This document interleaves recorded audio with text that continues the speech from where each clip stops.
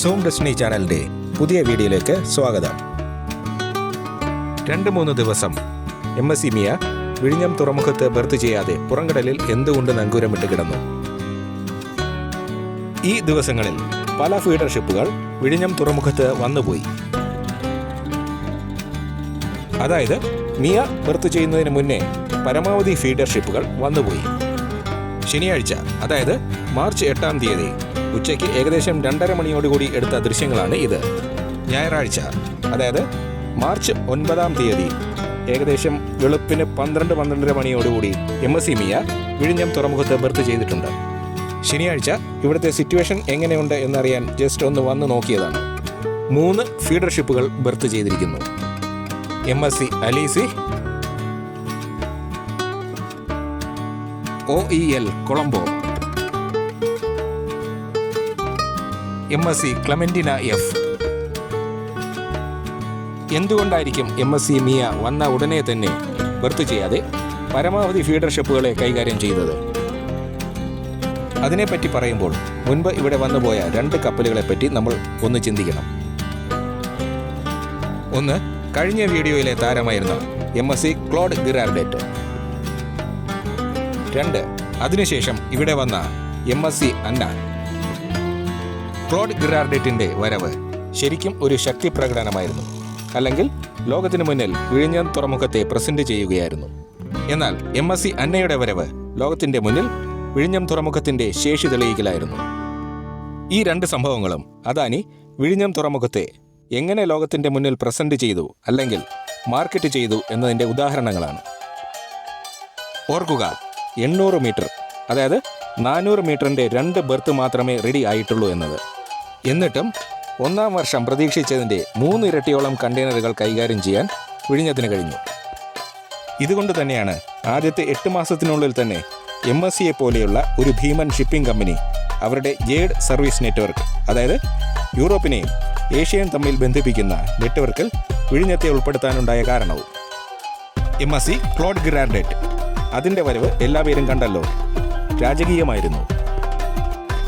കാരണം നിറയെ കണ്ടെയ്നറുകൾ, പരമാവധി വെയിറ്റ് കയറ്റിയിട്ടുണ്ടായിരുന്നു. അതിൻ്റെ റെഡ് മാർക്കിംഗ് ഫുള്ളായും കടലിൽ സബ്മർജ്ഡ് ആയിരുന്നു. മുകളിൽ മുൻവശമായ ബോ മുതൽ ബാക്കിലെ സ്റ്റേൺ വരെ കണ്ടെയ്നറുകൾ ഒരേ ലെവലിൽ, ഏകദേശം നാവിഗേഷൻ ബ്രിഡ്ജിൻ്റെ വിൻഡോസിൻ്റെ തൊട്ട് താഴെ വരെയുള്ള ഹൈറ്റിൽ ലോഡ് ചെയ്തിട്ടുണ്ടായിരുന്നു. ഇന്ത്യയിലെന്ന് മാത്രമല്ല, സൗത്ത് ഏഷ്യയിൽ ഇത്രയും വലിയതും ഫുള്ളി ലോഡൌട്ടുമായിട്ടുള്ള ഒരു കപ്പൽ ആദ്യമായാണ് വന്നത്. വൈകുന്നേരം 4 മണിയോടുകൂടി ബർത്തിൽ അടുപ്പിച്ച ക്ലോഡ് ഗിറാർഡേറ്റ് അന്നു രാത്രി 10-10:30 തുറമുഖത്തു നിന്നും പോയി. അതുകൊണ്ടാണ് അതൊരു ശക്തി പ്രകടനമായിരുന്നു എന്ന് പറഞ്ഞത്.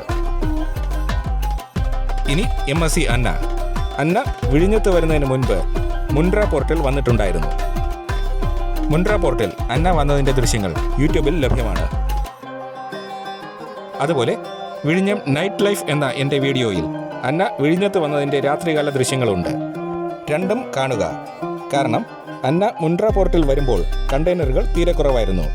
ഫുള്ളി ലോഡഡ് ആയിട്ട് മുൻഡ്ര പോർട്ടിൽ അടുപ്പിക്കാൻ കഴിയില്ല. എന്നാൽ അന്ന വിഴിഞ്ഞം പോർട്ടിൽ വന്നത് ഫുള്ളി ലോഡഡ് ആയിട്ടാണ്.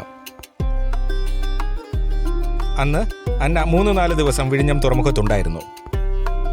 അന്ന് ഞാൻ ശരിക്കും ഓർക്കുന്നില്ല, ഇന്ത്യയിലാണോ അതോ കേരളത്തിലാണോ, ഏതായാലും ഒരു പോർട്ടിൽ ഒരു കപ്പലിൽ നിന്നും ഏറ്റവും കൂടുതൽ കണ്ടെയ്നറുകൾ കൈകാര്യം ചെയ്ത റെക്കോർഡ് സൃഷ്ടിച്ചതിന് ശേഷമാണ് അന്ന തിരികെ പോയത്.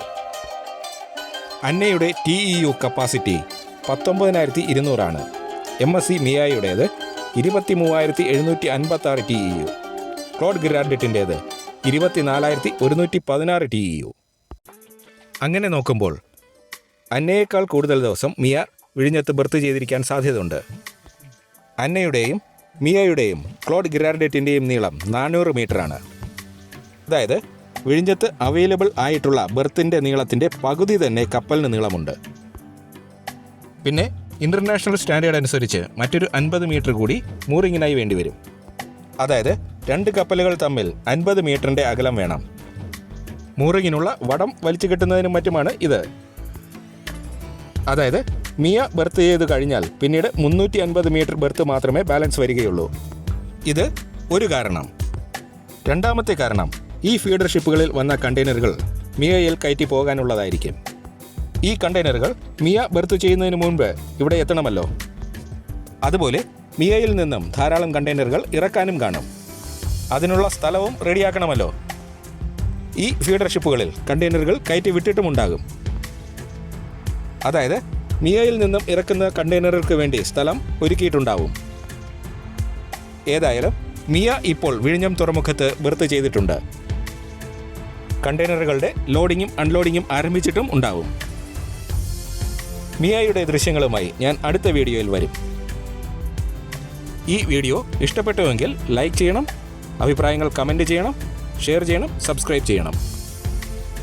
ഇനി കുറച്ചു നേരം വിഴിഞ്ഞം കടപ്പുറത്തെ ആക്ടിവിറ്റീസ് ഒന്ന് കാണാം.